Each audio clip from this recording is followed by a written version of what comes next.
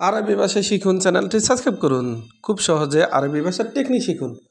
পুতুর পুতুর এর অর্থ নাস্তা। পুতুর তার মানে সকালের নাস্তা। আমরা বলি সকালের নাস্তা, আরবিতে বলতে হবে পুতুর। গাদা গাদা এর অর্থ দুপুরের খাবার। গাদা তার মানে দুপুরের খাবার। আমরা বলি দুপুর খাবার, আরবিতে বলতে হবে গাদা। আশা আশা তার মানে রাতের খাবার। আশা তার মানে রাতের খাবার। আমরা বলি রাতের খাবার, আরবিতে বলতে হবে আশা। চাক্কার চাক্কার এর অর্থ বন্ধ। চাক্কার তার মানে বন্ধ। আমরা বলি বন্ধ, আরবিতে বলতে হবে চাক্কার। চাক্কার তার মানে বন্ধ। পাতে পাতে তার মানে খোলা। খোলা এর আরবি পাতে। খোলা এর আরবি পাতে। মগাদি মগাদি এর অর্থ মালপত্র। মগাদি এর অর্থ মালপত্র। আমরা বলি মালপত্র, আরবিতে বলতে হবে মগাদি। মগাদি তার মানে মালপত্র। জিয়ান এর অর্থ ক্ষুধার্ত। জিয়ান তার মানে ক্ষুধার্ত। ক্ষুধা লাগছে তার মানে জিয়ান।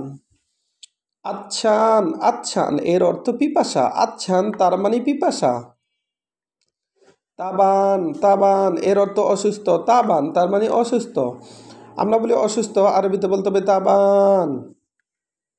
আবার তাবান এর অর্থ দুর্বল। জখাম এর অর্থ সর্দি। জখাম তার মানে সর্দি। আমরা বলি সর্দি, আরবিতে বলতে হবে জখাম। হারারা হারারা এর অর্থ জ্বর। হারারা তার মানে জ্বর। জ্বর এর আরবি হারারা। দম দম এর অর্থ রক্ত। দম তার মানে রক্ত। আমরা বলি রক্ত, আরবিতে বলতে হবে দম। দরদ এর অর্থ ব্যথা। দরদ তার মানে ব্যথা। ব্যথা এর আরবি দরদ। বক্কি বক্কি এর অর্থ কান্না। বক্কি তার মানে কান্না। আমরা বলি কান্না, আরবিতে বলতে হবে বক্কি। এ থাক এর অর্থ হাসি। এ থাক তার মানে হাসি। হাসি এর আরবি এ থাক। ওয়াকগাফ এর অর্থ দাঁড়ানো। ওয়াকগাফ এর অর্থ দাঁড়ানো। আমরা বলি দাঁড়াও, আরবিতে বলতে হবে ওয়াকগাফ। ইংলিশ এর অর্থ বস। ইংলিশ তার মানে বসা। বস এর আরবি ইংলিশ। আবার ফুতুর এর অর্থ নাস্তা। ফুতুর তার মানে সকালের নাস্তা। আমরা বলি সকালের নাস্তা, আরবিতে বলতে হবে ফুতুর। ফুতুর তার মানে সকালের নাস্তা। গাদা এর অর্থ দুপুরের খাবার। গাদা তার মানে দুপুরের খাবার। দুপুরের খাবার এর আরবি গাদা। আশা এর অর্থ রাতের খাবার। আশা তার মানে রাতের খাবার।